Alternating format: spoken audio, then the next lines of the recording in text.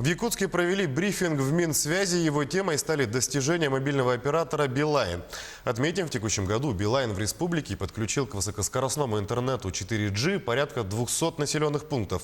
Это на слеге Амгинского, Хангаласского, Татинского, Усть-Алданского и других улусов.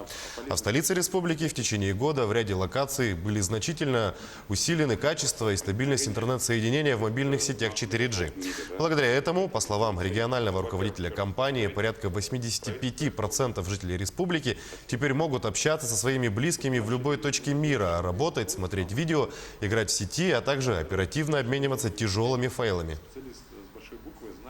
В свое время Билайн сделал большой такой скачок в республике, построили очень много АМС-ок, покрытие практически, самое большое, есть очень много именно населенных пунктов, где только Билайн. Да? Поэтому для нас это очень важно. И вот мы разговариваем с ГПКС, там, с космическими системами нашими, да, чтобы как-то расширили каналы связи нам, да, или писали письмо федеральному центру, чтобы все-таки в Арктике нам дали больше канала, тогда, возможно, мы и тоже дадим хорошую связь и в Арктике.